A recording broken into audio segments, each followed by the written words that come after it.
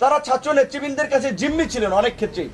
কাজেই তারাও সক্রিয়ভাবে মেরুদণ্ড উঁচু করে অনেক সিদ্ধান্ত নিতে পেরেছে, অনেক কাজ করতে পেরেছে বলে এটি আমি মনে করি না।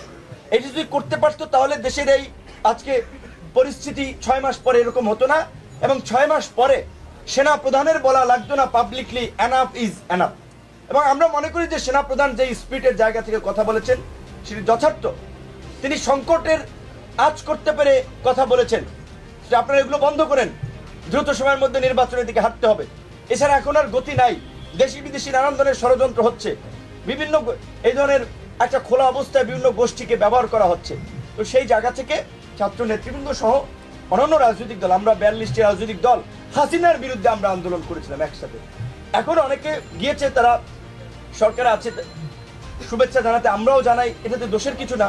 তবে আমরা মনে করি যে তাদের সরকার থেকে বেরিয়ে একটা সংগ্রামের মধ্যে দিয়ে গণ অধিকার পরিষদের তরুণরা যেভাবে 7-8 বছর উঠেছে সেইভাবে তৈরি হওয়া দরকার। এখন তারা যদি, আমরা যেটা আওয়ামী লীগের আমলে বলেছিলাম না, আমাদেরকে কোটি কোটি টাকার অফার দেওয়া হয়েছে, সিটের অফার দেওয়া হয়েছিল, আমরা যাই নাই সেখানে। যখন ওই জেনারেল ইব্রাহিম সাহেব কিংবা আপনার ওই শাহজাহান ওমরের মতো লোকেরা গিয়েছে, তখন আমরা বলেছিলাম যে শেখ হাসিনার সরকার রাজনীতিতে কোরবানির গরু, কোরবানির পশুর মতো কেনা বেচা করছে।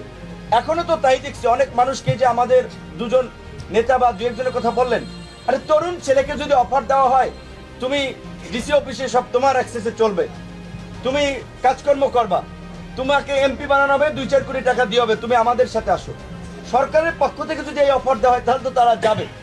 যারা গিয়েছে তারা আবার ফিরে আসবে, অতীতেও যারা গিয়েছে তারা অনেক এসেছে।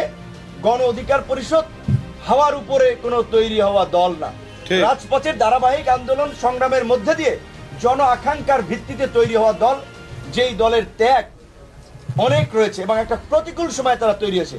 কাজে এই দল আছে, থাকবে এবং ভবিষ্যতে এই দলই বাংলাদেশকে ইনশাল্লাহ নেতৃত্ব দিবে।